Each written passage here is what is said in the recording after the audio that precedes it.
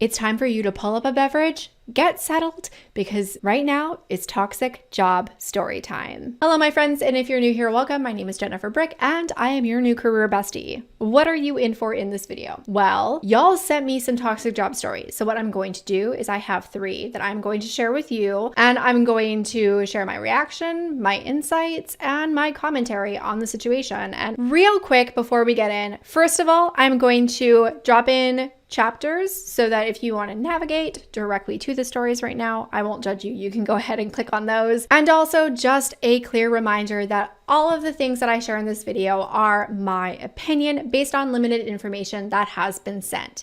So this video is not intended to replace working directly with a career strategist. To be honest, I do these videos about 80% just to feed our drama llamas because they're hungry, but also to help you see how we can apply the things that we talk about on my channel to the situations that you are encountering at work. So if that sounds good, if you are excited for another toxic job tea party, tap the like button and let's jump into it. Hi, Jennifer. I really like your channel and it's helped me understand some things that happened to me during my 11-year-long corporate career and to try to help myself find my future path. I'm always delighted when I hear things like this. And one of the things that's really important to me on this channel is not just talking about surviving toxic workplaces or coping with toxic work situations or drama at work.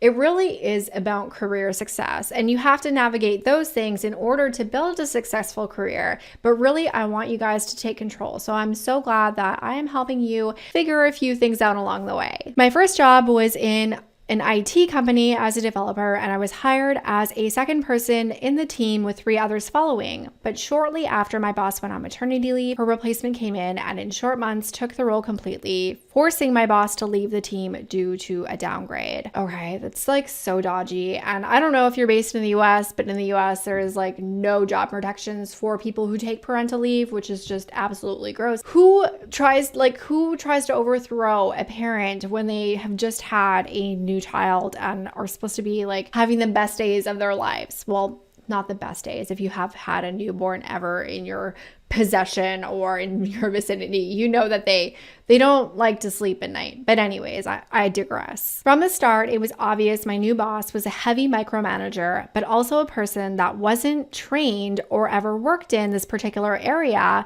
of our ID department. I also won't go into every trouble situation that occurred in 7 years I worked in this company, but in a nutshell, me and my colleagues aren't allowed to communicate with other members of the company without her. We weren't allowed to go on a meeting alone unless she approved it, and we weren't allowed to send an email if she didn't read it first and was CC'd in every email any of us sent. I want to know, I'm genuinely curious, like seriously, this is directly where my head goes. Who has time for all that email? Like, to me, my inbox is the bane of my existence. And if there is any way that I cannot be CC'd on the email, please don't CC me on the email. Like, I don't understand managers who are like that. And going to meetings, like there's no level of autonomy. And obviously, from reading this, my opinion is that it sounds like this manager had 0 level of trust. Now, did they have 0 level of trust because of anything that you and your team did? I'm guessing not. I'm guessing that this is their own insecurity that they are just projecting all over the place for everyone to not enjoy.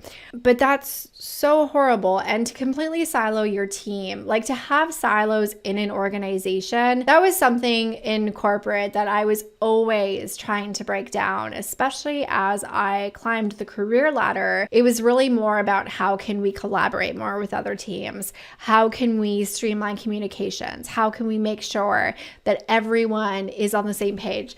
So it's so funny because from an operations perspective, most companies are trying to tear down the silos and not to build them up because it makes it very difficult to do your job well if you can't talk to anyone, you don't know anyone, and you're not allowed to send an email. Like, that's just, I don't understand toxic bosses like this one. I really don't understand micromanagers. I do have a whole video on micromanagers if anyone needs tips on them though. After 7 years doing the best I could, receiving positive feedback from every person I worked with, staying late, working on vacation, and even forcing me to work during the flu, one day she came in my office overly joyed, laughing like a maniac, and she started yelling at me to stop being an effing grumpy and putting her mood down. I completely fell apart at that point. I started crying before my colleagues. I was so ashamed. I was cursed in my workplace. I am like, there's so much toxic work culture in this paragraph. I don't know where to begin unpacking it. So first of all, again, my opinion based on the information here, your boss sounds completely unhinged. Her emotional self-regulation has nothing to do with you. You clearly have a track record of positive feedback. People enjoy working with you. You're doing as much as you possibly can, even when it's putting yourself in peril, like working excessive hours, not taking vacation, coming to work when you're ill are all things that are putting your health and your overall well-being at risk. And I just did a whole video on how this is fundamentally toxic work culture, which has just been accepted in our society. But really here, I just want to sympathize with you because I know so many people, like, you reach that breaking point when you're in a toxic job where it's just like, I'm going to throw something or I'm going to burst into tears and I don't know which one it is. But like, I think for most of us, we don't act out in anger so much as we do in sadness.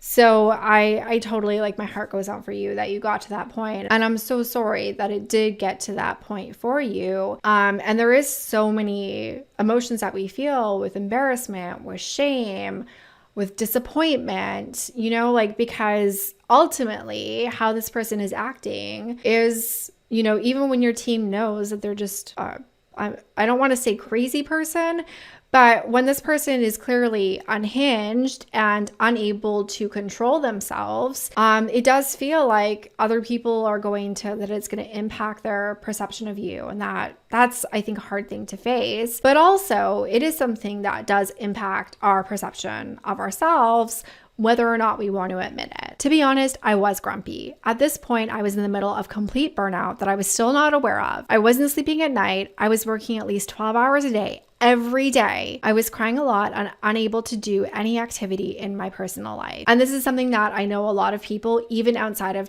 toxic work environments, are getting to. And it's this whole hustle culture mentality, work all the time. Does it make you more productive? No. Is it performative? Yes, but we find ourselves doing it. And especially when we have this toxic boss, we want to please our boss. Even if our boss is a toxic boss, we have a bad boss. Our boss is a horrible narcissist who is never going to acknowledge the good things that we do, we still try to please them at some level. And that's where you mentioned not going on holiday. You're working all the time. You don't have a life outside of work. And you know that, again, that takes an emotional toll on us and it takes a physical toll on our well-being as well. So having work-life boundaries isn't just important because it can make work less annoying and help protect the different areas of your life. Work-life boundaries are important because they actually are what protect you at every level. It was then I decided to leave. And what did she say to me? That she can't believe someone gave me a job. You want to know a secret? So far in my life, I went to 7 job interviews and I got 6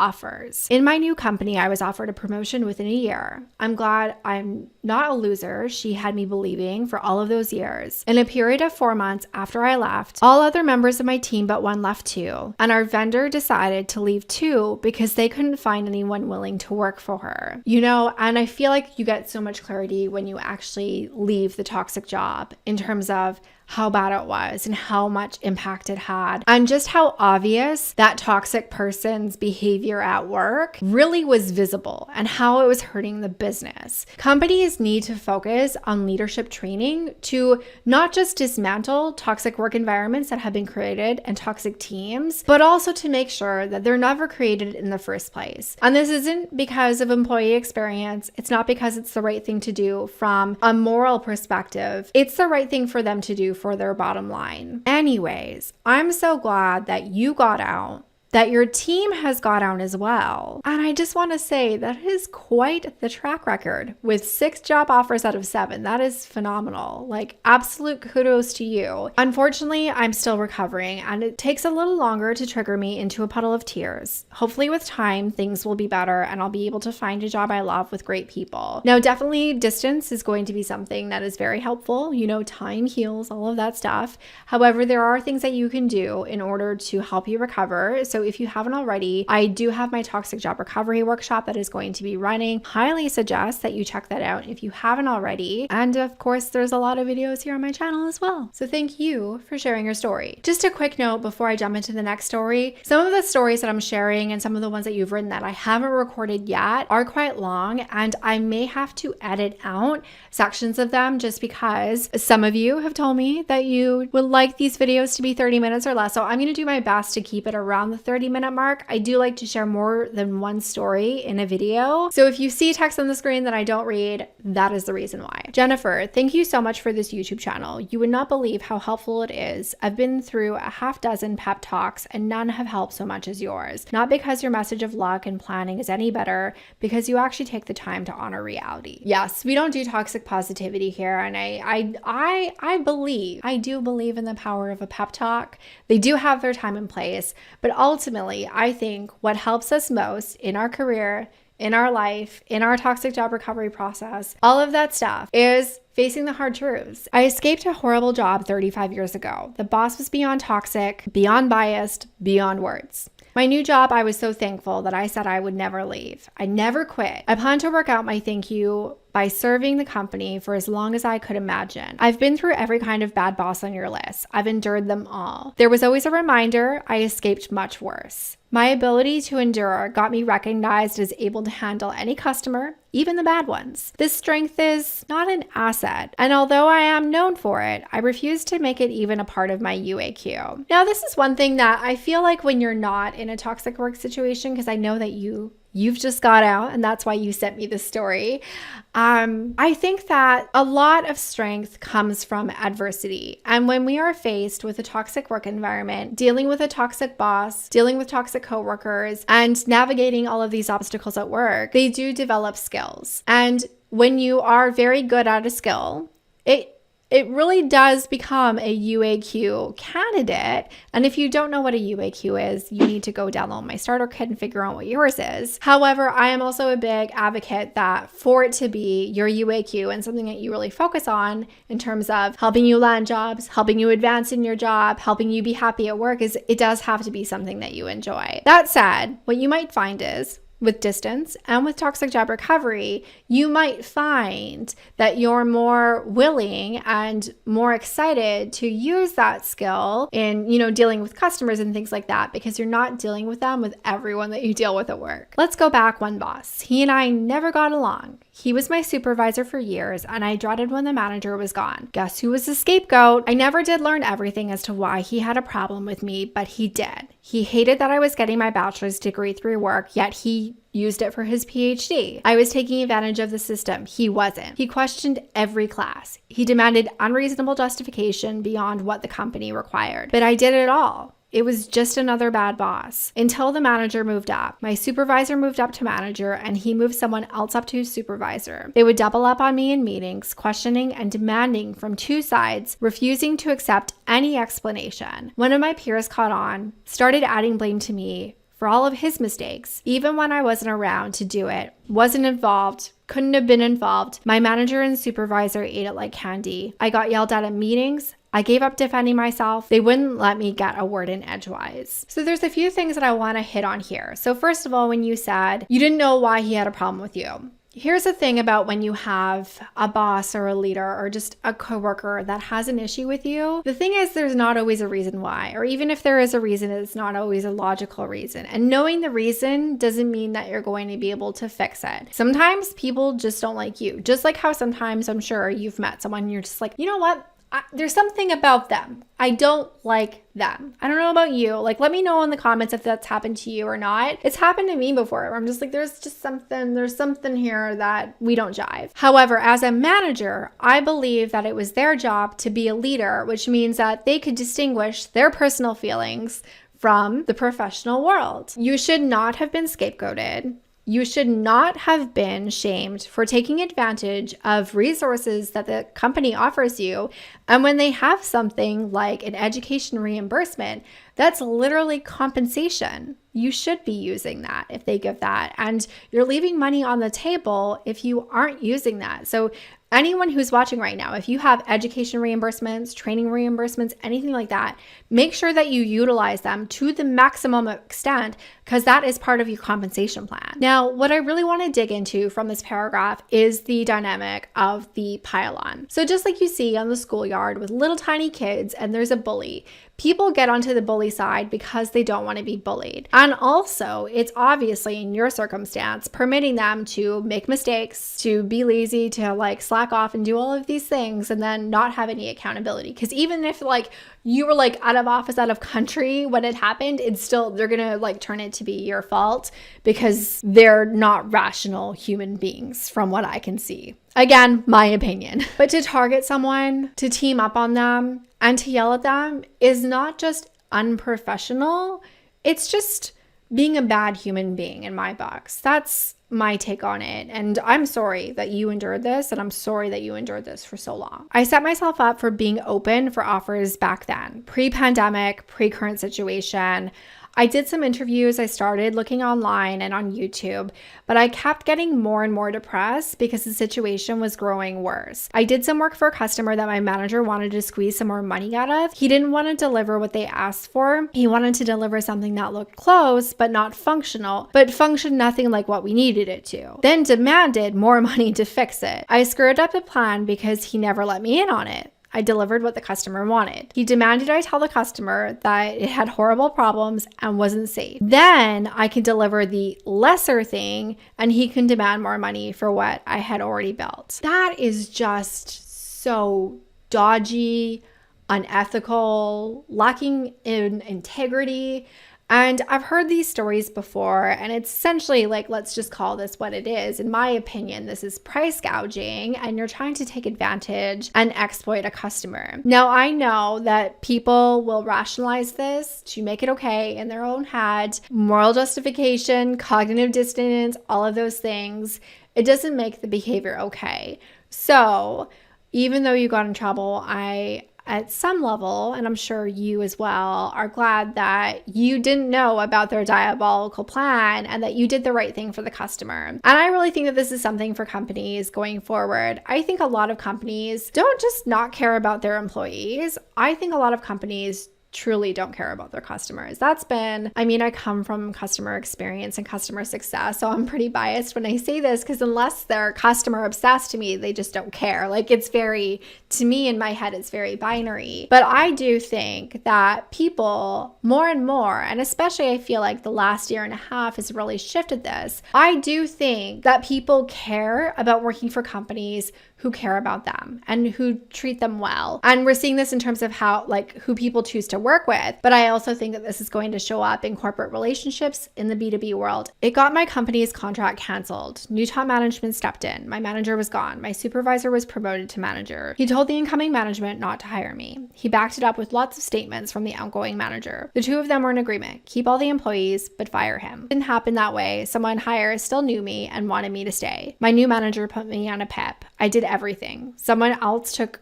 all the credit. He got promoted to supervisor, and I found myself back in the double-timed yelling sessions full of blame and accusations, even when my supervisor was micromanaging every step to failure. It was still my fault. I worked impossible jobs. I succeeded though time wasn't on my side, and one success cost me 120 hours in a week. I was punished for not succeeding in the impossible timeline. And this is one of the things that we talked about in my video about signs that you're going to get fired. And it's really the crazy hoop jumping, and they expect you to do impossible things. And of course, your micromanaging supervisor, now manager, is not going to have any accountability, even though they micromanage every step of the way because they are not capable of taking accountability for themselves and for their mistakes. That's what they have you for, and they've proven that in their conduct so far, in my opinion. And one of the things that I often encourage people that find themselves in the situation where like you have all the signs that you're going to get fired, make sure that you're ready for it. Make sure that your resume is updated, your LinkedIn is updated, start contacting people in your network, start applying for jobs, and just be ready for that quick exit. It's also a good time for you to start making sure that you have a financial reserve so that if the axe falls, that you are prepared and you're not going to be left stressed about cash, at least not for a little bit. And 120 hours a week is just never okay under any circumstance,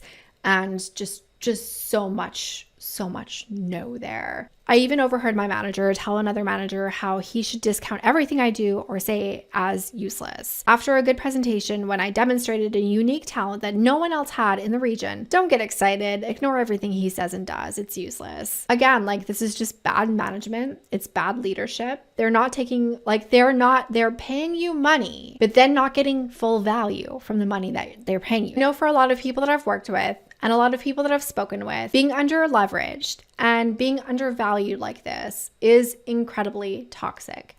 And it can really do a number in your confidence and your sense of self-worth. And it sucks. And I really hate your manager. And I'm just going to say it. I think your former manager is a douche canoe. I was dealing with and have been dealing with toxic AF managers in the last 2, and the current one was training another. I replaced my resume twice, learning as I went what was working. And the second rewrite of the resume, the interview came fast, one after another. Then this talent coordinator reached out to me from one of the largest companies in my industry. We're talking big. I was even skeptical at first. Me? But I gave it my all. 3 weeks later, 3 interviews later, I'm staring at the offer letter. I'm gonna cry. I'm so excited for you. Slightly better annual salary, performance bonus, extensive relocation package, equal to another 10 to 25% of my income. Better, much better benefits. I'm just so flippin' excited. So first of all, I wanted to make sure that was included because I think that this is great testament to everyone who is still in the toxic job, that you can find the time and you don't have to like hire expensive resume writers and coaches and stuff like that. Like you can figure this out on your own. There's a lot of free information, especially here on YouTube, that you can get it together. And once you have a resume right that works, and you know how to position yourself, so you know your unique awesomeness quotient, and you know the UAQ that is really going to matter to the company that's hiring, they're going to call you. You can cold apply and you will still get contacts from that. And I also love that it was really up-leveling in your career. So you weren't just escaping the toxic job. Like you're really getting a step up here. So I'm so over the moon excited. All right, on to our third story. Hi, Jennifer. I have a toxic job story I would like to share that is still causing me mental health problems on top of the ones I already had. To begin with, I started working at a pharmacy as an assistant. It was the very first pharmacy I worked in, and I was straight out of school. The manager seemed great, and the coworkers seemed nice and friendly, and also willing to help. This was for the first few weeks. However, things started to rapidly disintegrate. And I just want to stop here because I know that there is a good number of you who watch my channel and watch my videos that are younger, and you're early in your career, you get out of school, you land this job, and you're like, this is a dream, and then you're like, oh my gosh, this is a nightmare. I have to do this for the next 40 years of my life. Well, you don't necessarily need to do it for 40 years, but you know what I mean. And I do think that people that are earlier in their career and haven't been established do face some additional obstacles because, first of all, when you have no professional experience in the career path of your choice, you are going to have, there's limited opportunities for people that don't have experience yet, right? But also, when you get into the role, you feel like you need to stay for a certain period of time because you don't want to be seen as a job hopper, and you hear all of these boomer stories about resumes being thrown away if you don't have 3 years of experience at each job. FYI, my longest job was 3 years. And that's how I made it from an entry-level role into an executive level role in 3 years. However, I digress. When I was at the computer inputting prescriptions, I would make mistakes and ask for help, not because I was being a burden, but because I really needed assistance since I was so new to the industry. However, the manager made me feel terrible about myself, yelling at me whenever I did something wrong, and even resorting to growling at me. Okay, I don't think I should have to say this, but just a PSA for anyone who needs to hear it. Growling is not professional communications. Okay. He even looked over my shoulder just to tell me I wasn't processing fast enough. My other coworkers saw how the boss was treating me and did the same. One pharmacist even started to hit the counter with his fist whenever he had to correct one of my mistakes and started to mimic my mannerisms just to mock me in front of others. I felt totally useless as a human being. Okay, so aside from a long rant about growling, which I won't partake in because I hope that this is not something that people are dealing with at scale, your manager needs to have some patience. Now, I understand that it is frustrating when someone makes a mistake. I understand that it is causing double work. I understand that everyone is busy and that that accuracy matters and blah, blah, blah, blah, blah, all of those things. However, when someone is new, you need to give them grace. And if they're continually making mistakes, as a manager, you need to take a look inward and say, does this person have the knowledge that they need? Have I set them up for success? Because I bet that if me and you had a conversation and we dug in, that a lot of these things you were probably inadequately trained on or not trained on or didn't have the proper reinforcement. Sometimes mistakes, like there is just the level of you're a human and mistakes happen. Like that is normal. Or you're new and mistakes happen. That is normal. But also, most mistakes that we make, if it's not because of inattentiveness or something, it's because we just don't know. And yes, when you're new in your job, I really think that you should be asking for help, getting coworker input whenever possible if you're not totally confident. Having people check your work. Those can be things that are very helpful when you're in a new job or when you're new on the career path. However, in lieu of that, you should not be shamed for making an error and being berated. It does not motivate anyone to do better. It does not help the situation. It just causes a lot of undue stress. Now, just like we saw with the last story, is that we see this pile on happening. So because leadership in an organization is going to set the bar in terms of where people are operating, they are setting the standard operating procedures in terms of how to treat other people. So when leaders aren't kind, when they're, let's just call it what it is, assholes, other people start to act like assholes too. And it's clear that this manager has not just created a toxic work environment, but they are cultivating the toxic work environment. Don't hurt people's feelings. Like, we learned this in kindergarten. Why do people forget this? Every 2 weeks, a manager would do performance reviews, and the reviews weren't bad to begin with, but eventually he started telling me I had to learn things very quickly. For instance, he told me I had to learn process prescriptions in 2 weeks, something that would take anyone months to learn perfectly. He would also set up tasks that were being designed to make me fail, just to tell me during one of these reviews that I was not proficient enough. I eventually hated those reviews and would get anxiety when I knew one was coming. I was losing sleep over it. And that's totally natural. So our brains obviously love patterns. So when we know that this meeting is going to end not good, that's where you're going to get anticipatory anxiety about the meeting and the conversation that you're about to have, because you know that your boss is setting you up to fail, and their expectations are completely out of whack based on these things that you're telling me. Like, if someone else is going to take months, why would you take only 2 weeks? And especially, let's just say, because they are saying that you need to learn faster. Now, so in my experience, everyone learns at different paces, and we just need to honor the paces that people learn at. Some people are slower, some people are faster, and there's everything in between, right? Now, it's fair that as you start to learn a job, that new knowledge acquisition will potentially become faster. So for example, if you're using a software system, learning the first few tasks is going to be hard because you're like, I've never seen this thing before. I have no idea what I'm doing. Where are these buttons? However, once you've learned a few things, it becomes easier to learn how to do other things because now you know where the buttons are, you know the general navigation, like you have some level of knowledge there. So assumably, learning how to do something else is going to take less time than that initial few tasks. So that I kind of could understand. I don't know, again, the full circumstance of what the thing is here. However, even if they are expecting you to learn faster and they're not happy with the speed at which you are learning and they're communicating that to you, battery died there. Anyways, I was saying, so I have a question. what is the logic? Like, what is the math here? That they are displeased with the level of speed of your learning, that they would choose to expedite learning something that is complex and takes months and brings it down to 2 weeks. Like, that is obviously not going to work. They obviously have completely skewered expectations that are not reasonable, achievable, and that's their mistake for doing that. You know what I mean? And then to hold you accountable for those misset expectations that they set is just largely problematic. As time progressed, the employees started to withhold help from me and would only criticize me. I was being ostracized by the boss. I knew this was because there was one female employee I really liked. She was willing to help me, but the manager scheduled all of her shifts to be separate from mine,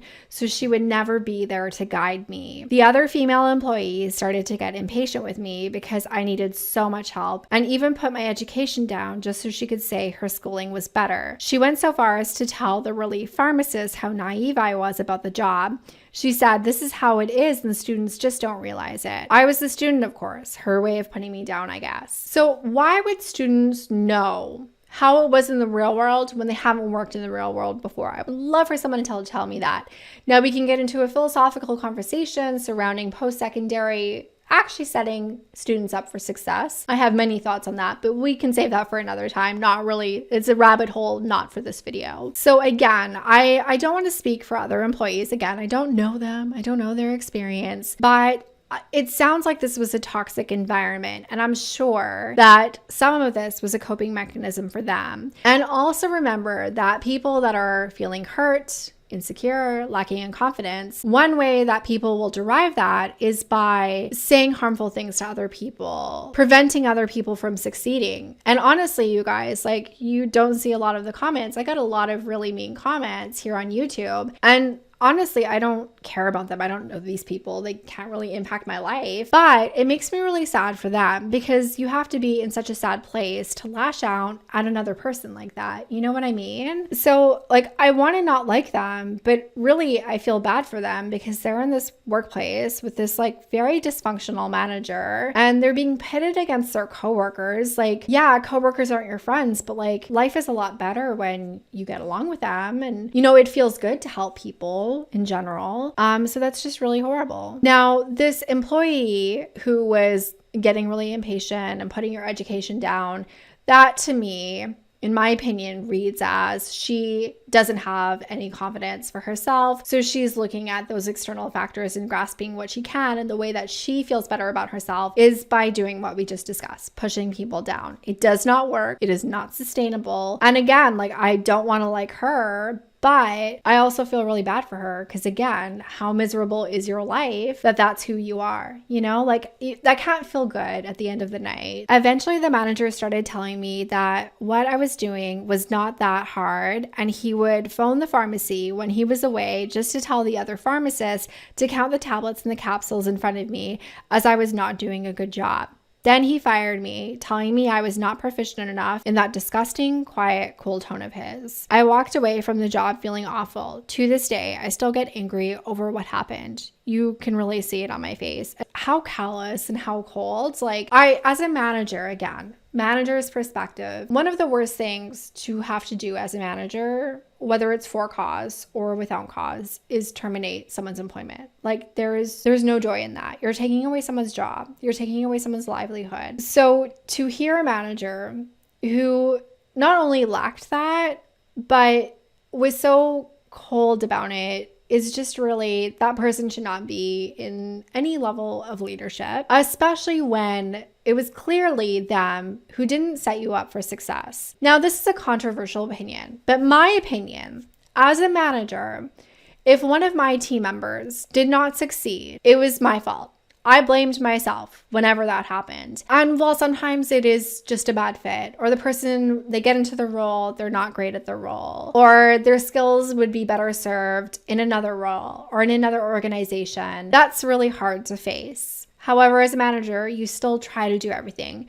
You train them. You mentor them, you coach them, you get their coworkers to help them. And you don't call their coworkers and say, double check all of their work because they suck at their job. Like never. And you never want that to be apparent to anyone else as a manager. Now, did you make mistakes on the job? I'm guessing you did. We're all human. We all make mistakes. But taking accountability for things that you could have done better or things that you could have been better at, if there are any, again, I don't know your full situation, does not relinquish their accountability from being people to help you succeed. So that is it for our toxic job tea party today. Now, if you've made it this long, 2 things.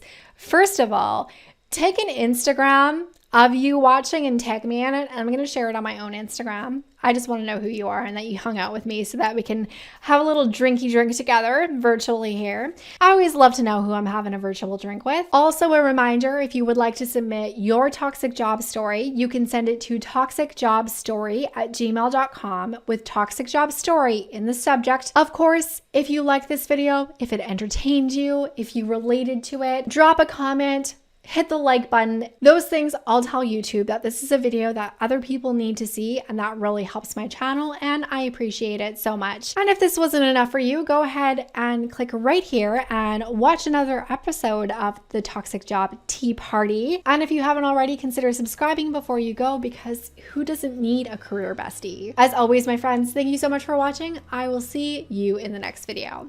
Bye for now.